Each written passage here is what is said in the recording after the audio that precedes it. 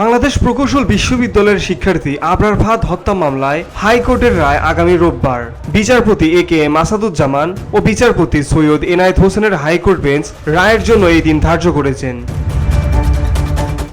এর আগে আবরার ফাহাদ হত্যা মামলায় ডেথ রেফারেন্স ও আসামিদের আপিলের ওপর 24 ফেব্রুয়ারি শুনানি শেষ করে রায়ের জন্য অপেক্ষমান রাখা হয়। আজ শনিবার সুপ্রিম কোর্টের ওয়েবসাইটে গিয়ে দেখা গিয়েছে এটির রায়ের জন্য রোববারের কার্যতালিকায় আছে। 2019 সালের 7 অক্টোবর রাতে বুয়েটের দ্বিতীয় বর্ষের ছাত্র আবরার ফাহাদকে ছাত্রলীগের একদল নেতাকর্মী পিটিয়ে হত্যা করেন। হত্যাকাণ্ডে জড়িত থাকার দায়ে 2021 সালের 8 ডিসেম্বর বুয়েটের 20 শিক্ষার্থীকে মৃত্যুদণ্ড দেন আদালত। বসুন্ধরা, উত্তরা, বনশ্রী, কুড়িল ও বাড্ডা সহ রাজধানীর বিভিন্ন স্থানে অভিজাত ও অত্যাধুনিক মানের ফ্ল্যাট কেনার এক নির্ভরযোগ্য প্রতিষ্ঠান প্লেজেন্ট প্রপার্টিজ লিমিটেড। তাই আপনার স্বপ্নের আবাসনের জন্য আজই যোগাযোগ করুন। Pleasant properties limited, where destiny matches eventually.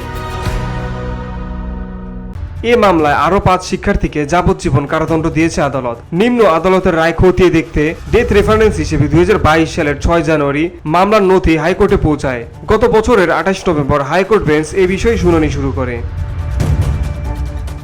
ভিওটি Bangla news desk.